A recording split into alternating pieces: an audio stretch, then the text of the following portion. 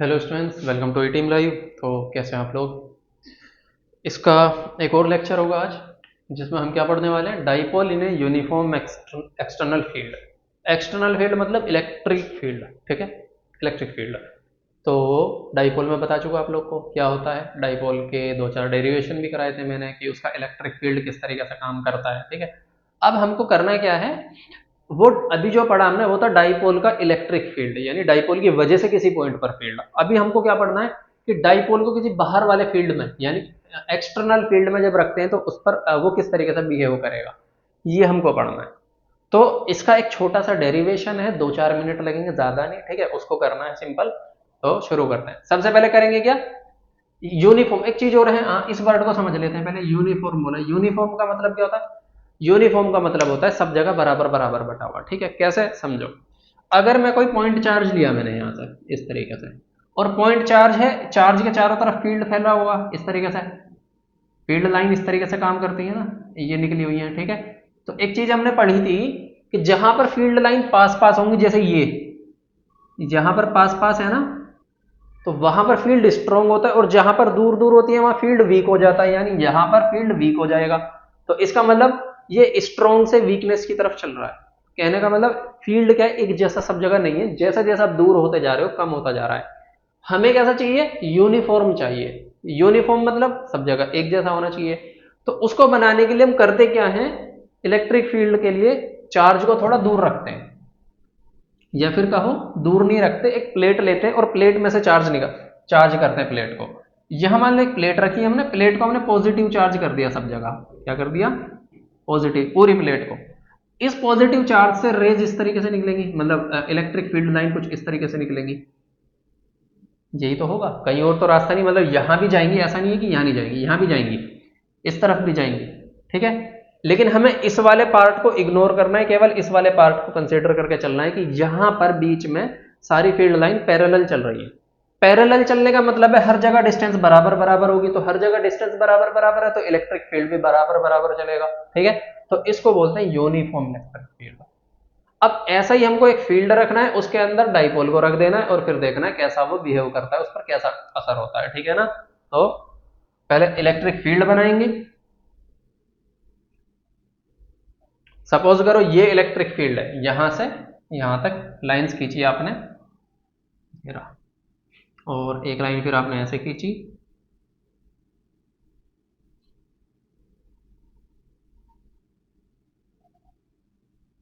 ये electric field है, ठीक है। इलेक्ट्रिक फील्ड की इंटेंसिटी और लिख लो, इंटेंसिटी कितनी है, ई है। इलेक्ट्रिक फील्ड की इंटेंसिटी कितनी है, ई। मतलब उसका क्वांटिटी तो होती है ना, जो बताया था 1/4πε करके बताया था, वो हमने लिख ली। इलेक्ट्रिक फील्ड की इंटेंसिटी ई है। इसमें डाइपोल रखना है। अब डाइपोल को ना रैंडम डायरेक्शन में रखना है, हमें जनरल डायरेक्शन लेकर चलनी है। तो डाइपोल को ऐसा समझो, ये डाइपोल है और मैंने डाइपोल इस पर ऐसे नहीं रखा, ऐसे भी नहीं रखा, टिल्ट करके ऐसे तिरछा रख दिया, ठीक है।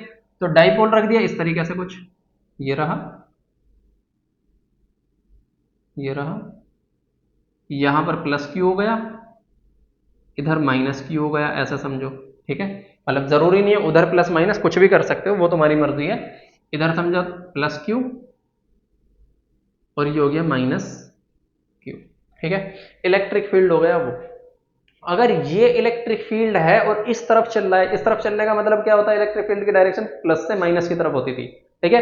अगर प्लस से माइनस है तो इसका मतलब प्लस इधर रहा होगा, निगेटिव उधर रहा होगा, तो पॉजिटिव चार्ज इधर होगा, निगेटिव चार्ज कहीं इधर होगा, ठीक है। या फिर ऐसा कहो, इधर निगेटिव होगा ही नहीं, बस पॉजिटिव होगा, क्योंकि प्लस से उधर चल रहा है, ठीक है ना। बस ये याद रखना है आप लोग को। चलो जी, तो अब हमको देखना है इस पर फोर्स किस तरीके से काम करेगा। हाँ, जब इलेक्ट्रिक फील्ड है, ये चार्ज है, चार्ज जब इलेक्ट्रिक फील्ड के अंदर आता है तो उस पर फोर्स लगता है, ये पढ़ाया हुआ है, तो इस पर फोर्स पता करना है। अब देखो, ये प्लस वाला चार्ज इस पर किस तरफ फोर्स लगाएगा, दूर की तरफ फेंकेगा, यानी इस पर फोर्स लगेगा इस तरफ। तो इस पर फोर्स का निशान लगाओ इस तरफ, ये हो गया फोर्स का निशान, ठीक है। एफ, और जिसको हम क्या बोलेंगे, F is equal to Q E, ये फॉर्मूला हम पढ़ चुके। क्यू क्या है, charge, F is equal to Q E. Q तो ये चार्ज हो गया, ई क्या हो गया, इलेक्ट्रिक फील्ड हो गया। सेम इस पर देखो, इस पर फोर्स किस तरफ लगेगा, इस तरफ लगेगा। इसको भी हम लिखेंगे F is equal to Q E, ठीक है। क्यों, इलेक्ट्रिक फील्ड तो सेम है ना, और चार्ज भी सेम है, बस नेचर ही तो ऑपोजिट है। इस पर उल्टा क्यों लगा? क्योंकि ऑपोजिट चार्ज है, तो जिस तरफ फोर्स उस पर लग रहा है ना, उसके ऑपोजिट डायरेक्शन में फोर्स इस तरफ लगेगा। ठीक है, तो अब देखो इस पर होगा क्या, ये ऐसा समझो, ये ऐसे टिल्ट है, एक चीज तो इसको इस तरफ खींच रही है यानी इस तरफ धकेल रही है, दूसरा इसको इस तरफ धकेल रहा है, तो ये क्या होगा, ऐसे मुड़ने लगेगा। ठीक है, या फिर ऑपोजिट डायरेक्शन में लग रहा है तो ऐसे घूमने लगेगा। तो इसका मतलब इसको बोलते हैं कि इसमें टॉर्क जनरेट हो रहा है, जो इसको घुमा रहा है इसकी एक्सिस पर। एक्सिस कहां पर है? यहां सेंटर में। सेंटर में कहां पर है एक्सिस? यहां पर सेंटर में एक्सिस है इसकी, जो इसको एक्सिस पर घुमा रहा है। तो ये किस तरीके से घुमाएगा? इसको ऐसे सीधा करने की कोशिश करेगा। ठीक है ना, बस हमको वो टॉर्क पता करना है कि वो टॉर्क कितना होता है। ठीक है ना, तो सिंपल, हमें पता लग गया इलेक्ट्रिक फील्ड E है, चार्ज इस पर क्यू क्यू थे, फोर्स निकाल लिया F, E टॉर्क निकालता है। टॉर्क होता क्या है? Formula simple, torque Q U E generated in dipole, torque generated in dipole. तो उसको दिखाते हैं टाउ से, टाउ लिखेंगे इसको। ठीक है ना, टॉर्क को किससे दिखाते हैं? टाउ से दिखाते हैं। टाउ लिखा हमने। टॉर्क होता क्या है? टॉर्क को सिंपल लिखते हैं फोर्स इनटू दोनों पोल के बीच के डिस्टेंस। डिस्टेंस कैसे? देखो, एक पोल ये है, एक पोल ये है, इन दोनों के, दोनों पोल के बीच की मिनिमम डिस्टेंस हमको देखनी है। कौन से लाइन में? इस लाइन में, यानी इसको पहले नीचे हमने मिलाया इस तरीके से, ये, और इसको इधर मिलाया। ठीक है ना, तो ये वाली जो डिस्टेंस है यहां से लेके यहां तक, ये वाले डिस्टेंस को हमको यहां लिखना है, इसको डी लिख देना है। चलो ये लिख दे, क्या? डी लिख दिया। ठीक है, यानी यहां से यहां तक के डिस्टेंस, और यहां से यहां तक की डिस्टेंस क्या है? पोल की लेंथ को बोलेंगे, जो कि कितनी होगी? 2l प्लस क्यू से माइनस क्यू तक की लेंथ को क्या बोलते हैं? 2l बोलते हैं ना, पोल डाइपोल की लेंथ को। और हमको पता करना ये वाली लेंथ। ठीक है, तो यहां क्या लिखेंगे? टॉर्क क्या होगा? F, और उसका मल्टीप्लाई किस में कर देंगे हम? ये वाले डिस्टेंस में, यानी डी में। लैंग्वेज आप लोग लिख लेंगे F इंटू डी। अब इसको ना क्रॉस प्रोडक्ट में समझ के चलना, ये क्या है? केवल प्रोडक्ट की बात चल रही है। F डॉट इंटू बोल सकते हो इसको, सिंपल मल्टीप्लाई है अभी यहाँ पर। ठीक है, ऊपर कोई वेक्टर का निशान नहीं लगा है, तो सिर्फ मैग्नीट्यूड की बात हो रही है अभी। तो ये लिख लिया हमने F इंटू डी। अब हमको करना क्या है? इसको कंसिडर करोगे, ये थीटा एंगल पर है। कितने एंगल पर कंसिडर किया हमने? थीटा। अगर ये थीटा एंगल पर है तो डी को ना एल के टर्म में देखेंगे। डी को जब एल के टर्म में देखेंगे तो ये कुछ इस तरीके से आएगा, डी इज इक्वल टू, या फिर साइन थीटा लगाओ सीधा। क्या होता है formula? Sine theta is equal to, sine theta is equal to D upon 2l, कुछ इस तरीके से बनेगा। ठीक है, जब यहां पर फॉर्मूला ये थीटा है तो ये भी कितना होगा? थीटा होगा। जाहिर सी बात है, थीटा के सामने वाला क्या? परपेंडिकुलर है, ये बेस हो गया, ये हाइपोटेनस। साइन थीटा क्या होता है? Perpendicular upon hypotenuse. तो ये रहा परपेंडिकुलर अपॉन हाइपोटेनस हो गया। डी निकालेंगे, 2l का इधर मल्टीप्लाई करेंगे, यानी डी इज इक्वल टू क्या आ जाएगा? 2l sine theta, 2l sine theta. ये वैल्यू यहां पर रखनी है हमको। तो टॉर्क क्या आ जाएगा उस time? T is equal to F। अच्छा हाँ, F को भी चेंज करेंगे। F को क्या लिखेंगे? F is equal to Q into E होगा ना, F is equal to Q E. हमने पढ़ा है ना इलेक्ट्रिक फील्ड को क्या दिखाते थे हम? F अपॉन क्यू लिखते थे। तो F is equal to Q E, जो कि यहाँ लिखा हुआ है, F की जगह क्यू ई, ये रहा क्यू ई। तो F को चेंज कर दो क्यू ई से, तो रिप्लेस करो यहाँ पर। जब रिप्लेस करेंगे सब कुछ, तो टाउ इज इक्वल टू बनेगा, ये आ गया F की जगह क्यू ई इंटू डी की जगह 2l sine theta, 2l sine theta, and this. अब देखो कॉम्बिनेशन क्या बनाते हैं, q इंटू 2l को अलग बनाया, e साइन थीटा को अलग किया। ठीक है, तो ये बनेगा q into 2l, q into 2l, इसको अलग किया, और e साइन थीटा को हमने अलग कर दिया। ठीक है, जब इसको करेंगे, q इंटू 2l क्या होता है हमारे पास? डाइपोल मोमेंट P, यही तो होता है, P is equal to Q into 2l, यही पढ़ा है ना। तो इसकी जगह P आ जाएगा, यानी टॉर्क क्या आएगा इस टाइम हमारा? P E साइन थीटा, ये हो गया tau. Tau is equal to क्या हुआ? P E sine theta. अब करना क्या है? टाउ क्या? टॉर्क। टॉर्क क्या है? वेक्टर क्वांटिटी है, और ये P क्या है? डाइपोल मोमेंट वेक्टर क्वांटिटी है। E क्या है? इलेक्ट्रिक फील्ड वेक्टर क्वांटिटी है। तीनों वेक्टर है, बीच में साइन थीटा भी आ रहा है। आपने ठीक से याद करो, 11th क्लास में पढ़ा होगा ए क्रॉस बी का फॉर्मूला। ए क्रॉस बी क्या होता था? ए बी साइन थीटा होता था। ए बी, सॉरी, इसका मैग्नीट्यूड की बात करते थे जब हम, ए क्रॉस बी। ठीक है, तो ये तो है केवल मैग्नीट्यूड। अब मैग्नीट्यूड हटाकर आपको क्या लाना है, वेक्टर फॉर्म में लाना है। तो वेक्टर फॉर्म में आप किस तरीके से लिखोगे इसको, vector tau is equal to P cross E, ये बन जाएगा। यानी पी ई साइन थीटा है, जैसे ए बी साइन थीटा था, A cross B, P sine theta बन जाएगा पी क्रॉस ई। ये हो गया आपके पास फॉर्मूला, एक सिंपल सा 2-4 मिनट का काम था, ये हो गया। ठीक है, ये आपको डायग्राम बनाना है, ये डेरिवेशन कर लेना है, सिंपल फॉर्मूला था, बहुत आसान था। ठीक है, चलो और क्या है इसमें, कुछ नहीं है, बाकी और पढ़ते हैं आगे।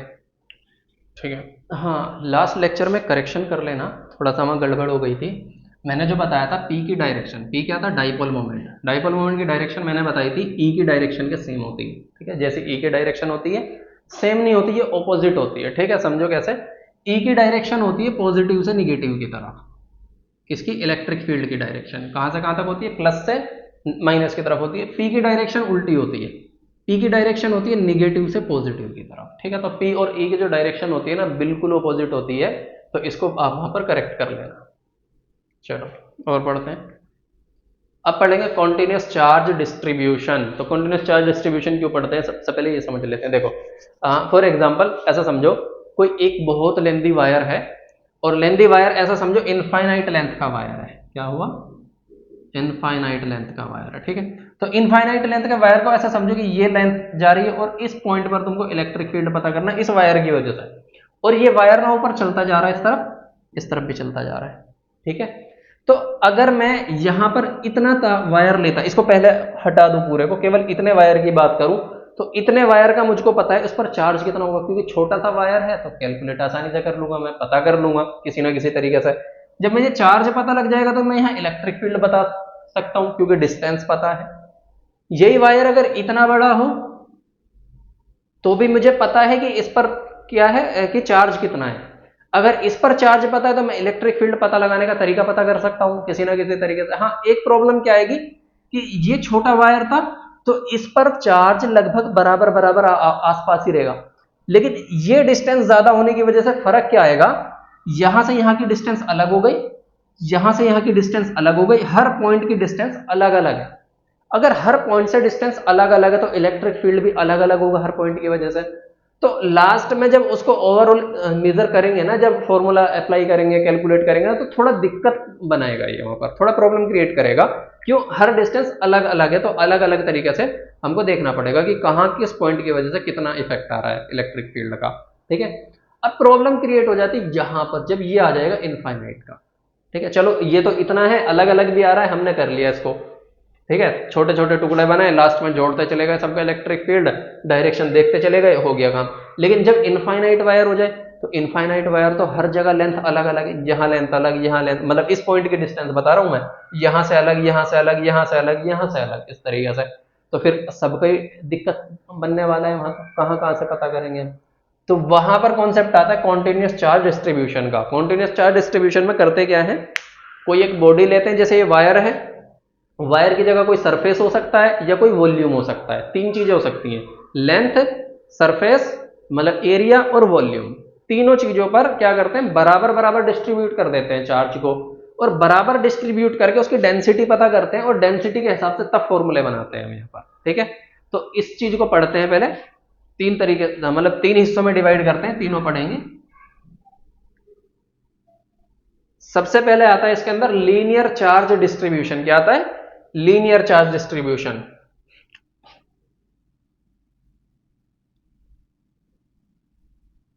Linear charge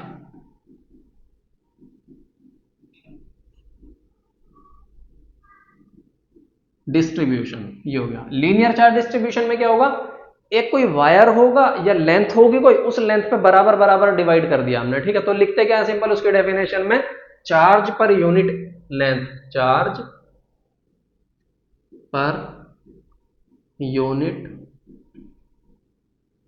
length is called linear charge distribution. Linear charge distribution ये बोलते हैं, चार्ज पर यूनिट लेंथ। और दिखाते किससे, इसको लैम्डा से, किससे, लैम्डा से दिखाएंगे। लैम्डा इज इक्वल टू क्या हो गया, Q अपॉन L, इस तरीके से लिखते हैं। क्यू अपॉन एल मतलब चार्ज, और लेंथ से उसको डिवाइड कर दो, पर मीटर में या पर सेंटीमीटर, यूनिट लेंथ में चार्ज हमारा आ जाएगा। ठीक है, यूनिट क्या बनेगी, चार्ज की यूनिट है कुलाम, इसकी यूनिट है मीटर, तो कुलाम पर मीटर इसकी यूनिट आ जाएगी, सिंपल। ठीक है, वो आप लोग लिख लेंगे, यानी ये आ गया लीनियर चार्ज डिस्ट्रीब्यूशन। अभी दूसरी बात करते हैं सरफेस चार्ज डिस्ट्रीब्यूशन की, उसको क्या लिखते हैं हम, सरफेस चार्ज डिस्ट्रीब्यूशन। ये बना सरफेस चार्ज डिस्ट्रीब्यूशन। जैसे लीनियर चार्ज में लेंथ थी, सरफेस में आ जाएगा एरिया, क्योंकि सरफेस का क्या एरिया ही कैलकुलेट करेंगे ना हम, तो सरफेस में यहां पर एरिया लिख देंगे, तो क्या बनेगा definition, charge per unit area is called surface charge distribution. तो सिंपल लैंग्वेज में लिख देंगे आप, charge per unit area called surface charge distribution.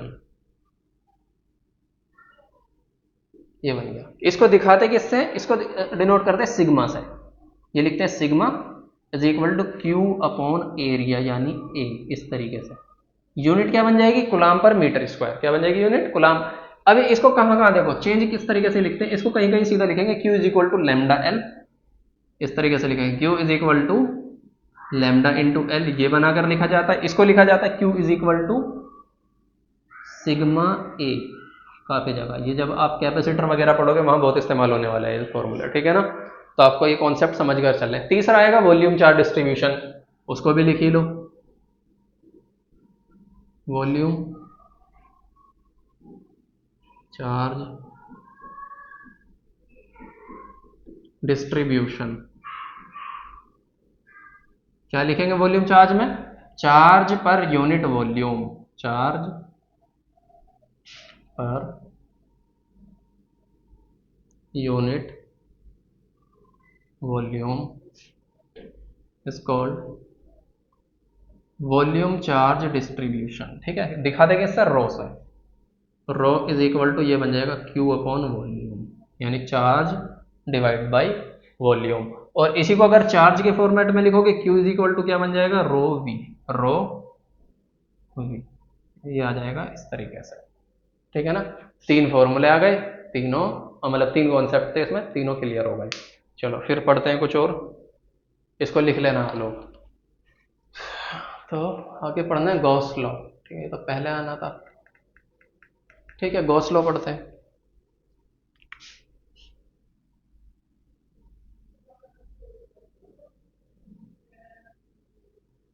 देखो हमने क्या पढ़ा अभी, फ्लक्स पढ़ा था। ठीक है, फ्लक्स क्या बताया था, कोई एक सरफेस है, सरफेस से जितना चार्ज पास हो रहा है, लाइन पास हो रही है, मतलब जितनी इलेक्ट्रिक फील्ड लाइन पास हो रही है उसको काउंट कर लो।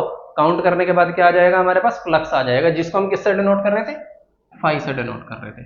और दूसरा फॉर्मूला आया था phi is equal to E dot A, यानी डॉट प्रोडक्ट आया था बीच में यहाँ, ई डॉट ए, इस तरीके से एक फॉर्मूला ये आया था। अब एक आता है गॉस लॉ। अब गॉस लॉ बहुत सिंपल है। गॉस लॉ बोलता क्या है, ये जितना भी फ्लक्स है, यानी ये वाले की बात नहीं कर रहा, इधर की बात कर रहे हैं, जितना भी फ्लक्स है ये सारा का सारा फ्लक्स किस पर, किसके इक्वल होता है, Q अपॉन एप्सिलॉन नॉट के इक्वल होता है, यानी charge divide by epsilon not, इसकी इस क्वांटिटी के इक्वल होगा ये। ठीक है ना, तो यानी गॉस लॉ का फॉर्मूला सिंपल क्या बना, pi E is equal to Q upon epsilon naught, ये स्टेटमेंट है गॉस लॉ का।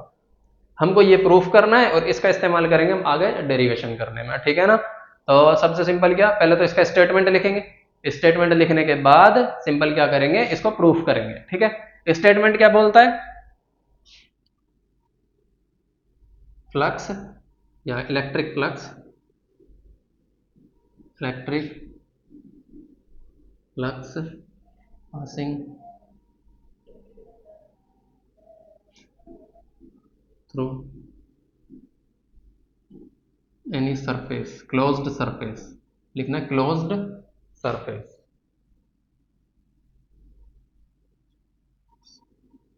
is equals to the charge या इसको लिखना टोटल चार्ज। टोटल क्यों, ऐसा समझो कि ये बंद बॉक्स है इस तरीके से एक, और बंद बॉक्स में यहाँ चार्ज रखा है और इस चार्ज से फ्लक्स पास हो रहा है चारों तरफ को, ठीक है ना, इसलिए मैंने लिखा क्लोज्ड सरफेस, ठीक है, क्लोज्ड सरफेस से कोई फ्लक्स पास हो रहा है और इसके अंदर एक चार्ज नहीं, बहुत सारे चार्ज हैं अलग अलग, ठीक है, तो इस सब चार्ज की वजह से फ्लक्स पास हो रहा होगा, ठीक है, तो हम क्या लिखेंगे यहाँ पर, टोटल चार्ज लिखकर चलेंगे, is equals to the total charge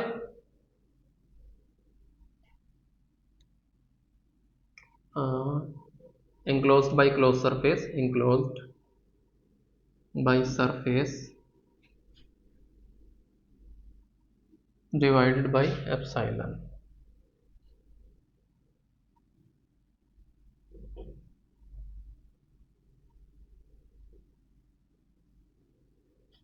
epsilon note, epsilon नहीं लिखना इसको, एप्साइलन नोट लिखना है, ये आप कर लेना, ठीक है ना, और आप जितनी अच्छी बना सकते हैं डेफिनेशन इसकी बना लेना। तो सिंपल यही था, जो स्टेटमेंट था वो मैंने आपको लिखवा दिया कि फ्लक्स क्या होता है, क्यू अपॉन एप्साइलन नोट के इक्वल होता है। चलो इसका प्रूफ देखते हैं, प्रूफ कैसा करते हैं देखेंगे। प्रूफ के लिए देखो हम क्या करेंगे, एक रैंडम शेप लेंगे, रैंडम शेप मतलब मतलब कोई जनरल शेप नहीं होगी, कोई फिक्स शेप नहीं होगी कि स्क्वायर या फिर जैसा भी बनाया था स्क्वायर, या कहीं रेक्टेंगल बना दिया, कहीं क्या बोलते हैं सिलेंडर बना दिया, ऐसा कुछ नहीं, एक जनरल शेप बनाई हमने इस तरीके से, ये जनरल शेप बना दी, ठीक है।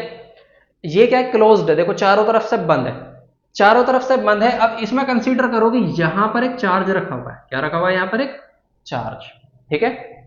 अब इस चार्ज से इलेक्ट्रिक फील्ड लाइन पास हो रही होंगी, मतलब इलेक्ट्रिक फील्ड लाइन निकल रही होंगी।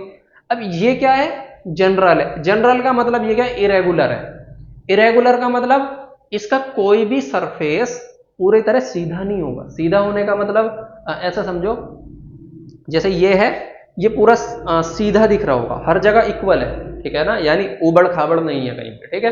तो इस तरीके से ये वाला नहीं होगा, ये क्या है, इरेगुलर है। हमको करना क्या है, रेगुलर शेप चाहिए। तो रेगुलर शेप के लिए हम क्या करेंगे, इसका ना एक छोटा सा कंपोनेंट लेंगे और वो कंपोनेंट इतना छोटा होना चाहिए कि वो रेगुलर दिखाई दे। तो हमने कंसीडर किया यहां पर चार्ज है और यहां पर का ही कंपोनेंट है छोटा सा, इस तरीके से ये कंपोनेंट है वो, ठीक है। और ये कंपोनेंट क्या बहुत छोटा है, इतना छोटा कि ये प्लेन है पूरी तरीके से, ठीक है ना। अब करेंगे क्या, इसको ऐसे नहीं बनाते, फिर हमने ये बना दिया इस तरीके से, ठीक है, और इसको इस लाइन से हमने मिला दिया, यहां ये मिल गया, ठीक है, यानी इसी इसके ऊपर ही ये सरफेस है छोटा सा, ठीक है। अब क्या करेंगे, इस चार्ज से इलेक्ट्रिक फील्ड पास हो रहा है इसकी तरफ, ऊपर की तरफ, वैसा तो चारों तरफ होगा लेकिन हमें सारा नहीं देखना, अभी केवल इस सरफेस की बात कर रहे हैं हम, ठीक है।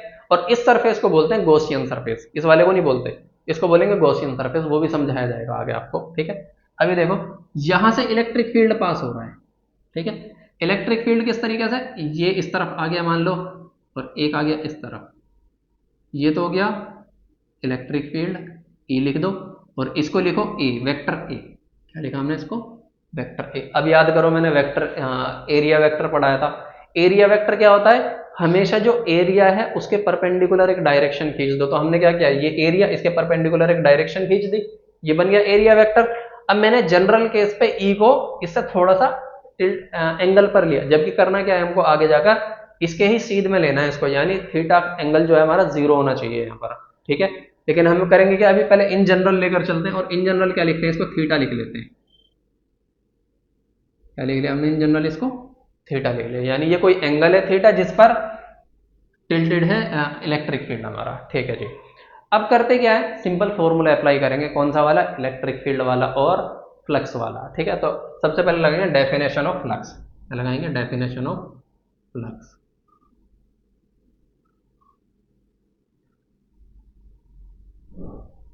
डेफिनेशन ऑफ फ्लक्स क्या बोलती है, phi is equal to E dot A, यही तो बोलती है, ई डॉट ए। लेकिन ये तो हो गया total phi, D phi E बोल दो इसको, phi E is equal to E dot ए।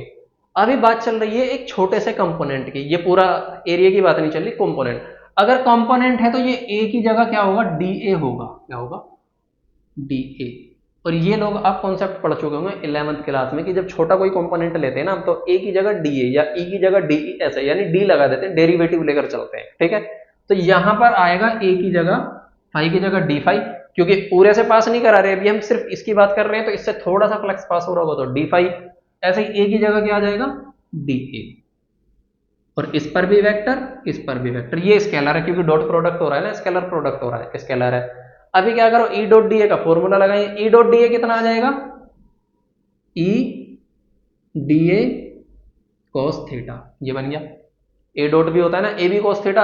अब बात है थीटा की। थीटा यहां पर जीरो लेकर चलना है हमको। क्यों लेकर चलना है जीरो, क्योंकि ये कंपोनेंट हमने ऑलरेडी इतना छोटा कंपोनेंट बनाया है कि ई और डी ए के बीच क्या रहेगा, डिस्टेंस जीरो। डिस्टेंस मतलब उसका एंगल लगभग जीरो रहेगा। तो क्या करेंगे यहां पर, here theta tends to zero, ये कंसिडर कर लो, यानी थीटा क्या है, लगभग 0 डिग्री के आसपास है बिल्कुल। अगर थीटा टेंड्स टू जीरो है तो डी फाई ई कितना हो जाएगा हमारे पास, ई डी ए, ये बन गया।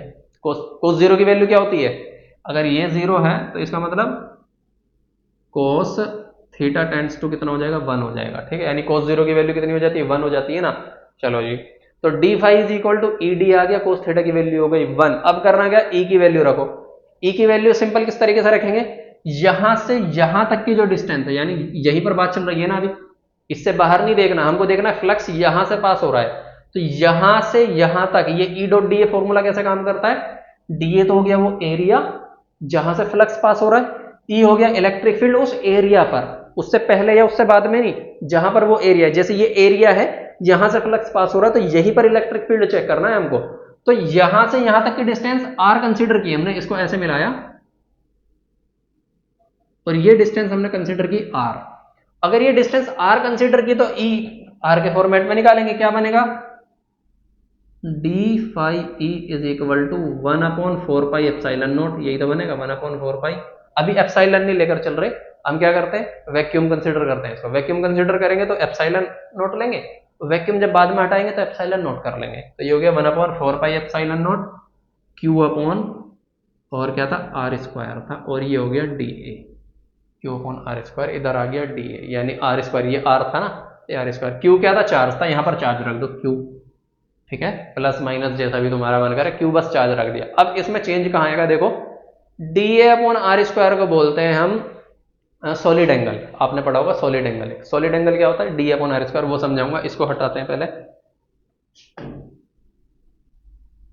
या फिर एक चीज पढ़ा होगा आप लोगों ने कि एंगल क्या होता है। एंगल की बात करते हैं, एंगल होता है arc upon radius, arc upon radius, यही तो पढ़ा होगा।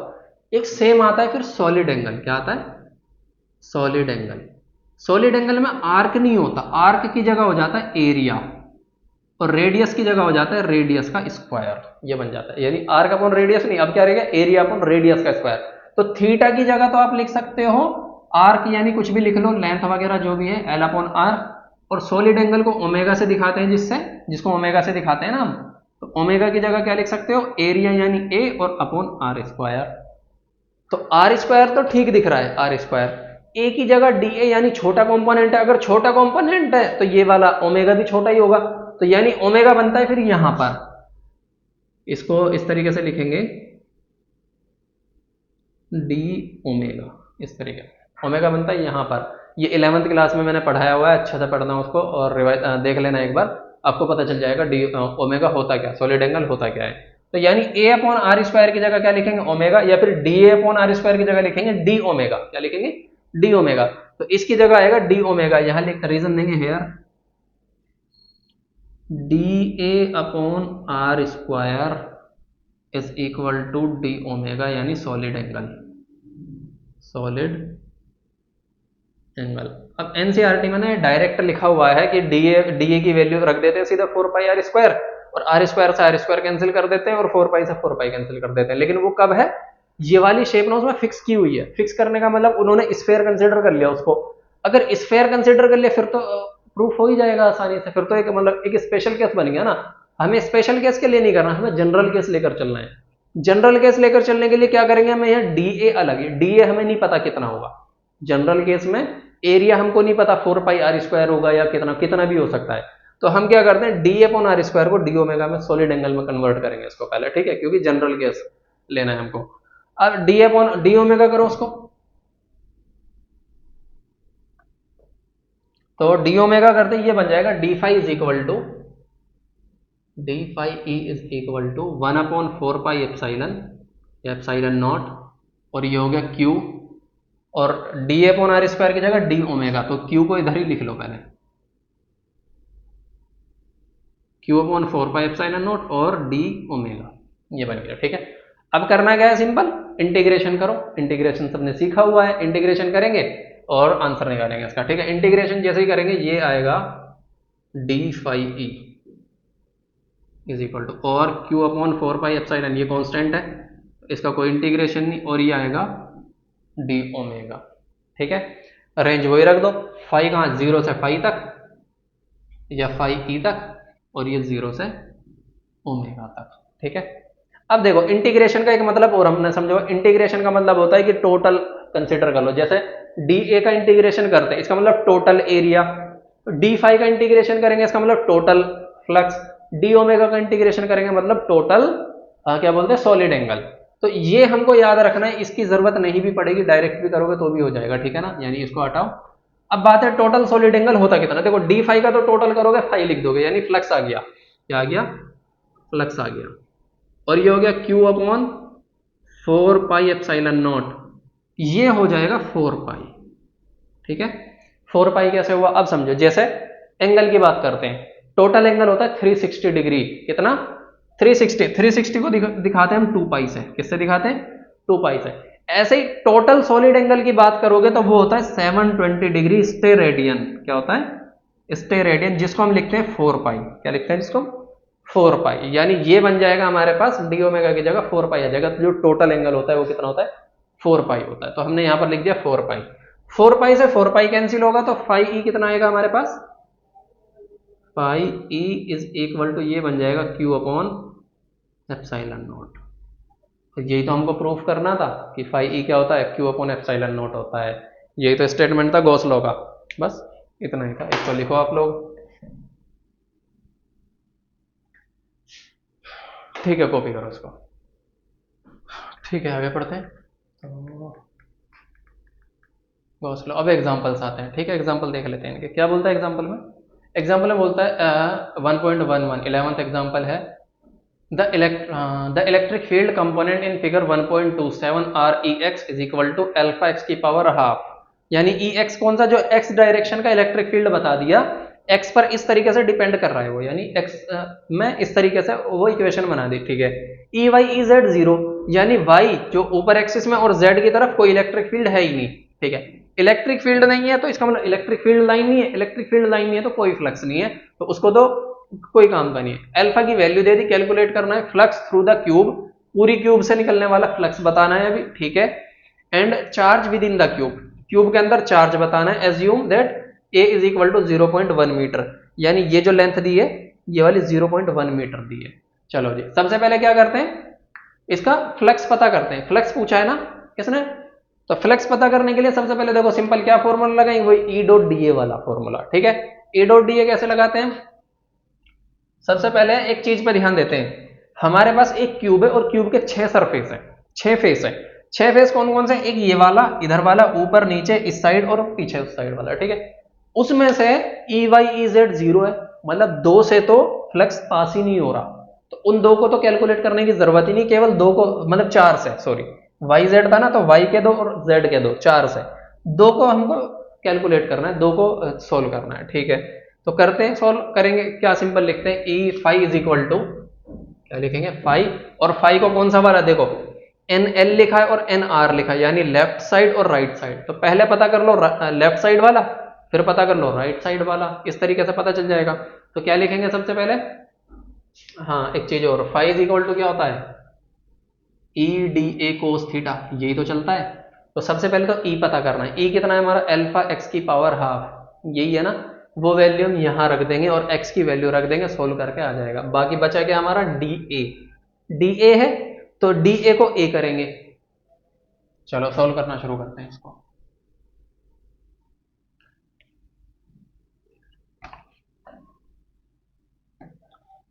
इस वाले पार्ट को एडिट कर देना, ठीक है।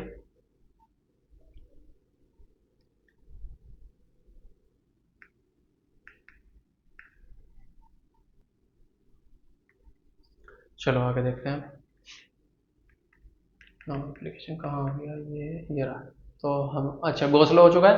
अब इसके एग्जांपल चलेंगे। एग्जांपल क्या कहता है, देखो the electric field component in figure 1.27, ठीक है 1.27, ई एक्स दिया है हमको इसमें, अल्फा एक्स की पावर हाफ, और ई वाई ई जेड हमको जीरो दे दिया। ई वाई ई जेड मतलब ये रहा, वाई ऊपर नीचे और जेड उधर और इस साइड, ठीक है, ये दोनों जीरो हो गए, यानी चार सरफेस पर तो इलेक्ट्रिक फील्ड है ही नहीं, तो मतलब वहां से कोई लाइन पास नहीं होंगी, तो फ्लक्स पूछा जाएगा इसमें, जो कि फ्लक्स ही पूछा गया है, उस सरफेस से कोई फ्लक्स नहीं है। दो सरफेस से फ्लक्स पास होगा, उसको हम मेजर कर लेंगे, कैलकुलेट कर लेंगे। आगे देखते हैं। अल्फा की वैल्यू दी है, कैलकुलेट करना है फ्लक्स, और चार्ज का पता करना है। ए की वैल्यू 0.1 मीटर, यानी ये वैल्यू हमको दे दी। चलो सिंपल कैलकुलेट करना शुरू करते हैं। सबसे पहले फ्लक्स पता करते हैं। फ्लक्स पता करने के लिए क्या करेंगे, phi is equal to E dot A की फॉर्मूला है हमारे पास, phi is equal to E dot A, और ई डॉट ए का मतलब ई ए कोस थीटा, यही तो रहेगा। ई डॉट ए डॉट प्रोडक्ट होता है ना, ई ए कोस थीटा आएगा। थीटा की वैल्यू भी यहीं से पता चल जाएगी। सबसे पहले देखो, लेफ्ट साइड राइट साइड दो फ्लक्स पता करने, बाकी तो जीरो है, बाकी तो जीरो है, ठीक है। तो क्या लिखेंगे, सबसे पहले इसमें लैंग्वेज में चाहो तो मेंशन कर सकते हो flux, flux flux will pass through only left and right surface, ठीक है, left and right surface. Reason क्या था इसका, बिकॉज वाई डायरेक्शन और जेड डायरेक्शन दोनों का फ्लक्स क्या, दोनों का फील्ड क्या है, जीरो है, यानी वाई जेड दोनों हमको जीरो दे दिए, ठीक है। तो अब फ्लक्स कैलकुलेट करते हैं। सबसे पहले फ्लक्स किसका कैलकुलेट करेंगे, फाई लेफ्ट साइड का पता करते हैं। लेफ्ट साइड पता करने के लिए सबसे पहले क्या करते हैं, phi is equal to E dot A, वही तो चलेगा, ई एल और ए एल कोस थीटा, यही तो चलेगा, ई डॉट ए। तो ए तो दोनों का सेम रहेगा, इधर भी और इधर भी, तो ए को तो एल लिखो मत, ई ए लिखो केवल, ठीक है।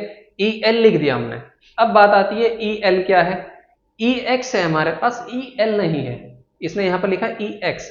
ई एक्स से ई एल पता करेंगे और ई एक्स से ई आर पता करेंगे, यानी इस सरफेस पर इलेक्ट्रिक फील्ड कितना है और इस सरफेस पर इलेक्ट्रिक फील्ड कितना है, ये पता करना है हमको। ये पता करने के लिए देखो क्या करते, क्या है, इसको पहले हटाते हैं, इधर पता कर लेते हैं इसको, ठीक है ना। सबसे पहले लिखेंगे ई एल, यानी लेफ्ट सरफेस पर इलेक्ट्रिक फील्ड। लेफ्ट सरफेस पर इलेक्ट्रिक, लेफ्ट सरफेस कहां है, यहां पर है, यहां से यहां तक की डिस्टेंस कितनी है, ए है, और यहां से यहां तक की डिस्टेंस भी कितनी है, ए है। यानी अगर इस सरफेस का मुझको पता करना है तो x की वैल्यू कितनी रखनी पड़ेगी, a रखनी पड़ेगी। इस सरफेस का पता करना है तो x की वैल्यू कितनी, यहां से यहां a प्लस a, यानी 2a रखनी पड़ेगी। तो इस वैल्यू में जहां x आ रहा है वहां पर बस वैल्यू रखनी है मुझको।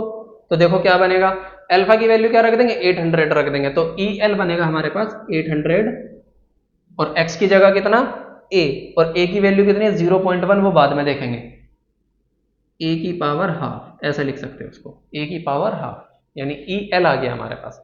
अब बात आती है ER की, तो ER पता करो, चलो ER इज इक्वल टू क्या हो जाएगा, 800 इसमें भी आएगा, क्यों, अल्फा की वैल्यू तो फिक्स है 800। x की जगह क्या आएगा, a प्लस a, यानी यहां पर है ना, अब ये डबल डिस्टेंस पर हो गया, तो a की जगह आएगा 2a की पावर हाफ, 2a की पावर हाफ, यानी ये हो गया वैल्यू। अभी देखो वैल्यू क्या है, a की वैल्यू क्या है 0.1 मीटर। इसको सोल्व कर लेते हैं थोड़ा सा, 0.1 मीटर, 0.1 का स्क्वायर रूट निकालना है, या फिर ज़्यादा कॉम्प्लिकेटेड हो जाएगा, ऐसे ही छोड़ दो, कोई बात नहीं, जब दिक्कत कर रहा है तो रहने दो उसको, 0.1 मीटर ही छोड़ो। अब ये वैल्यू यहां रखेंगे, a क्या आएगा, अब देखो a निकालते हैं, a क्या है, स्क्वायर ही तो है, यही तो लिखा है उसने, क्यूब ही तो लिखा है, तो क्यूब का एक सरफेस स्क्वायर बनेगा, तो उसका एरिया कितना हो जाएगा, a स्क्वायर, एरिया कितना हो जाएगा उसका, a स्क्वायर, ये बन जाएगा, यानी a इंटू ए स्क्वायर बन गया एरिया। अब इसको सोल्व करना शुरू करते हैं। देखो सबसे पहले ई फाई एल पता करते हैं, तो ई ए कोस थीटा, थीटा की वैल्यू, हाँ एक चीज और, फाई एल, एल कौन सा है, इस साइड, इलेक्ट्रिक फील्ड है उस साइड, दोनों ऑपोजिट डायरेक्शन में, अगर ऑपोजिट डायरेक्शन में तो एंगल कितना होगा, 180 डिग्री, एंगल कितना हो जाएगा वहां पर, 180 डिग्री। तो बस इसका भी ध्यान रखना है हमको, E L A cos theta में ई एल की वैल्यू हो गई हमारे पास 800, ए की पावर हाफ और ए की वैल्यू हो गई ए स्क्वायर और ये बन गया कोस 180 डिग्री। और कोस 180 डिग्री की वैल्यू होती है -1। कितनी होती है कोस 180 डिग्री की वैल्यू? -1। तो नेगेटिव साइन पीछे आ जाएगा, ये बन जाएगा -800 और ए की पावर कितना 2.5 5/2 ये बन गया। ठीक है, ये हो गई φL। दूसरा आया φR यानी राइट साइड का फ्लक्स। कितना आया? राइट साइड का। तो राइट साइड का फ्लक्स के लिए यहां पर ER आ जाएगा, ER A cos थीटा। तो ER की वैल्यू वही सेम नहीं 800 2A की पावर हाफ और A का स्क्वायर और cos 0 डिग्री ये आएगा। देखो ये राइट साइड है और इलेक्ट्रिक फील्ड भी उसी साइड है, दोनों सेम डायरेक्शन में। इसका मतलब दोनों के बीच एंगल कितना 0 डिग्री होगा, तो इसके लिए एंगल हो जाएगा 0 डिग्री। जब इसको सोल्व करेंगे ये कितना आ जाएगा 800 और स्क्वायर रूट 2 भी है, 800 स्क्वायर रूट 2 ए की पावर 5/2। और भी कुछ बचा नहीं। ये पॉजिटिव है, ये नेगेटिव है, बस ये भी याद रखना है। ठीक है ना, पॉजिटिव आएगा। चलो जी, अभी निकालना है टोटल सरफेस। बाकियों से तो 0 है, तो बाकी अदरवाइज 0 है ना, तो 0 होने के लिए टोटल फ्लक्स निकालते हैं। Total flux phi is equal to हो जाएगा φL प्लस φR ये, और इसको ऐड कर दो, बाकी तो 0 था। तो 0 को जब ऐड करेंगे ये बनेगा 800 ए की पावर 5/2, तो कॉमन आ जाएगा इसमें से 800 ए की पावर 5/2 कॉमन आ गया। बचा क्या यहाँ से? -1 बचा, यहाँ से √2 बचा, तो √2 - 1 बचेगा, √2 - 1। तो इसको लिख सकते हो 800 √2 - 1 पहले लिख सकते हो, तो ये बन जाएगा कुछ इस तरीके से 800 स्क्वायर √2 - 1 और ए की पावर 5/2 ये आ जाएगा इस तरीके से। तो सॉल्व हो गया। बस अभी क्या बचा था? अभी बचा था इसको लिखो φE लिखते हैं ना। अगला क्वेश्चन उसने पूछा है the charge within the cube. तो चार्ज हमको बताना है क्यूब के अंदर। क्यूब के अंदर चार्ज बताने के लिए क्या करेंगे, इसको Q/ε0 के इक्वल रख देंगे। वही गॉस लॉ अप्लाई करेंगे, गॉस लॉ रख के Q/ε0 लिखेंगे और वहां से कंपेयर कर देंगे। चलो इतना लिखो, फिर इसको मैं हटाता हूं। तो देखो कहता क्या है, गॉस लॉ,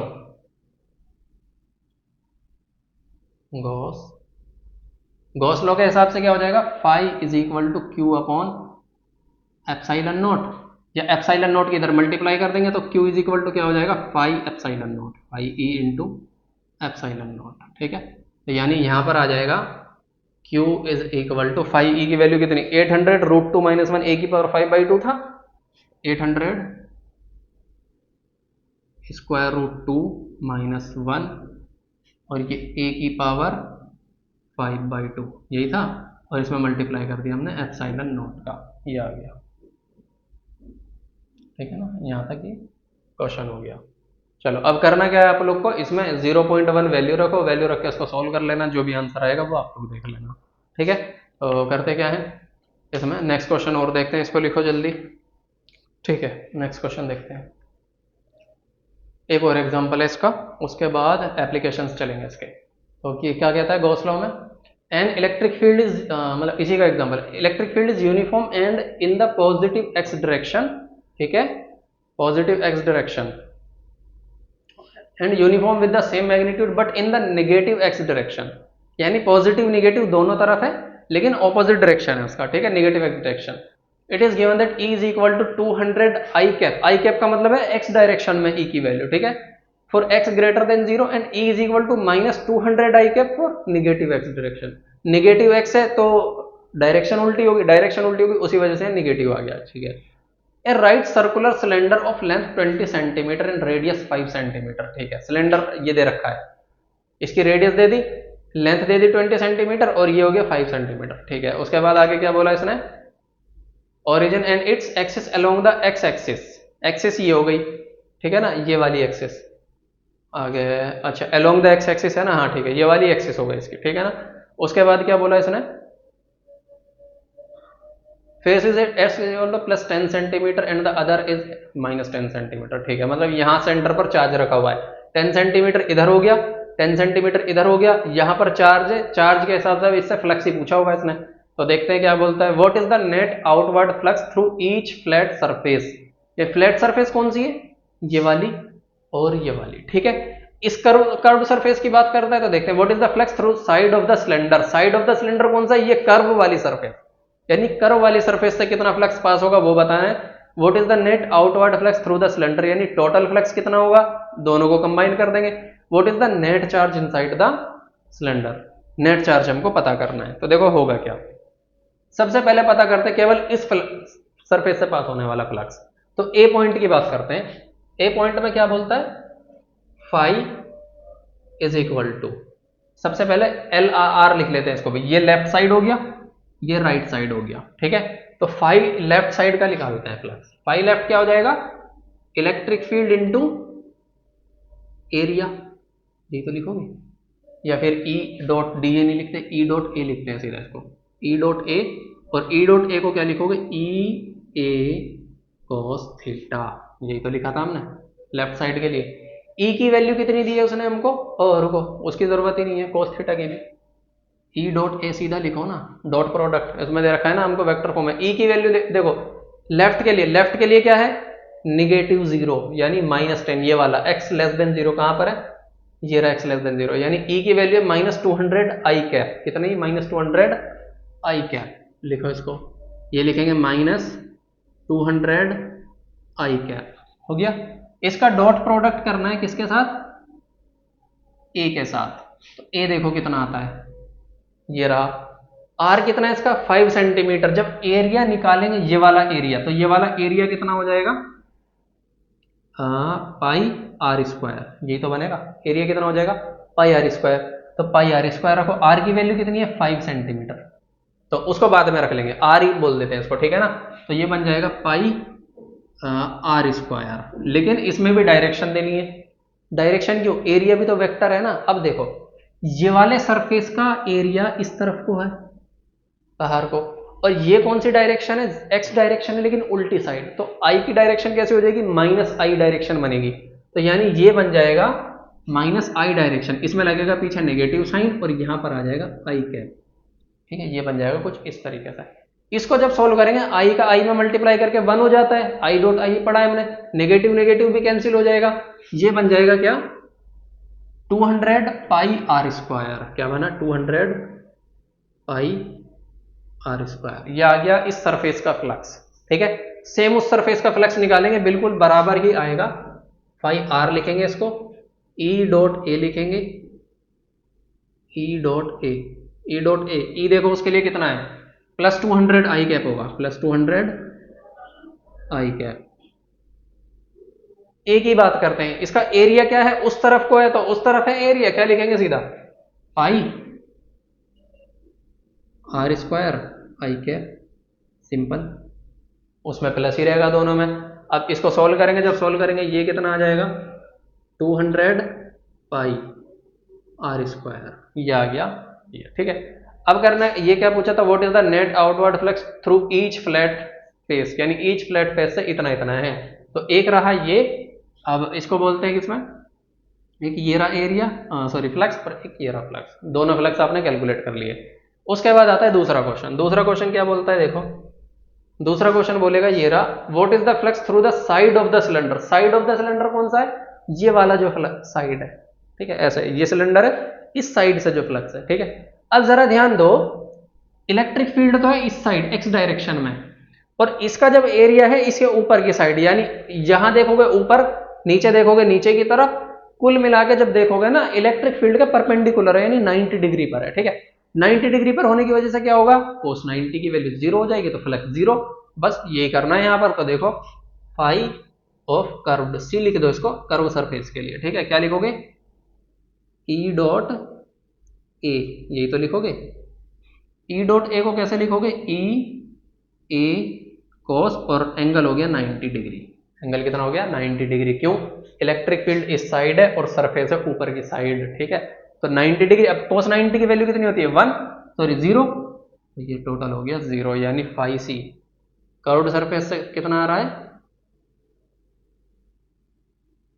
0 आ गया, ये हो गया, ठीक है। तो फाई आर मिल गया, एल मिल गया, फाई आर मिल गया, फाई कर्व सरफेस का मिल गया। अगला क्या बचा, what is the net outward flux through the cylinder, यानी टोटल कितना है, तो टोटल में तीनों को ऐड कर दो, इसको भी इसको भी इसको भी, तो इसको लिखोगे फाई, तो फाई लिखोगे तो टोटल कितना हो जाएगा 200 pi are square, 200 pi are square plus 200 pi are square और प्लस 0, और जब ऐड करोगे ये बनेगा 400 pi are square. R square की वैल्यू रख दो, आर स्क्वायर कितना है 5 सेंटीमीटर है ना, तो 5 का स्क्वायर कितना हो जाएगा, पहले तो इसको 5 सेंटीमीटर को किस में चेंज करेंगे 0.05 मीटर, ये बन जाएगा, मीटर में चेंज करो, मीटर में चेंज करने के बाद स्क्वायर करो, या सिंपल क्या लिखोगे 5 सेंटीमीटर को 5 इंटू 10⁻⁻2 मीटर, यही तो लिखोगे, स्क्वायर करके लिखोगे, स्क्वायर करके लिखो कितना आ रहा है 400 इंटू पाई की वैल्यू, पाई छोड़ो इसको, आर स्क्वायर करो, 5 का स्क्वायर 25 इंटू 10⁻⁻4, यही तो आएगा स्क्वायर करेंगे जब। अब कैलकुलेट करो, स्क्वायर 4 कितना हो जाएगा इसका 25 का, जब इसमें मल्टीप्लाई करोगे तो 25 का इसमें 100 एंड 1000, केवल पाई बचेगा, ठीक है। देखो ये और ये 1 बना लेंगे, मल्टीप्लाई होकर केवल बचेगा पाई, यानी इसकी वैल्यू फाइनल आंसर में रह जाएगी पाई, और पाई की वैल्यू कितनी होती है 3.14 लिखते हैं हम, तो 3.14 लिख देंगे, इतना इसका आंसर हो जाएगा टोटल सरफेस एरिया, ठीक है। और बाकी बराबर बराबर था तो इसका आधा आधा कर सकते हो, 3 पाई बाई टू आ जाएगा, यानी इसका जब सॉल्व करोगे ये पाई/2 आएगा कुछ, पाई/2, और इसकी वैल्यू भी क्या आएगी पाई/2, पाई/2 एंगल नहीं है ये याद रख लेना, ठीक है ना, पाई की वैल्यू 3.14 है, 3.14 है यहाँ पर। चलो जी, आगे क्या पूछा इसने, what is the net charge inside the cylinder, net charge पता लगाना है तो सीधा Q/ε0 से कंपेयर करो उसको, क्या लिखोगे, नेट चार्ज पता लगाना है ना, नेट चार्ज पता लगाने के लिए गॉस लॉ, क्या लगाना है गॉस लॉ, गॉस लॉ क्या कहता है कि Q is equal to phi में मल्टीप्लाई कर दो ε0 की, सिंपल, और फाई क्या है टोटल फ्लक्स की बात है यहाँ, इसकी बात नहीं केवल इससे कितना पास हो रहा है इससे कितना, ये गॉस लॉ में जो है ना टोटल, ये चार्ज भी टोटल चार्ज है, फ्लक्स भी टोटल फ्लक्स है, तो टोटल फ्लक्स हमारा कितना आया था 3.14 आया था, बस इतना ही तो करना है, 3.14 ε0, 3.14 ε0, अब चाहो ε0 की वैल्यू रख दो, 8.8 कुछ करके होती है, इंटू 10⁻12 होती है, वैल्यू रखोगे इतने कूलाम चार्ज आ जाएगा ये, ठीक है ना। ये था तुम्हारा फाइनल वाला आंसर, यानी फोर्थ जो पूछा गया था इसमें। चलो जी, अभी इतना कॉपी करो इसको, तो आज का लेक्चर इतना ही रखते हैं, इसका में भी एक लेक्चर मुश्किल से और होगा, और अगले लेक्चर में क्या पढ़ेंगे हम, एप्लीकेशंस पढ़ना है, एप्लीकेशन में 3 टर्म है, ठीक है, ये तो सिंपल है बहुत, अगला field due to uniformly charge infinite plane, ये भी सिंपल है और ये भी सिंपल है, ठीक है ना, तो ये तीनों पढ़ेंगे, तीनों अगले लेक्चर में कंप्लीट हो जाएंगे, तो ठीक है, प्रैक्टिस करो इतना।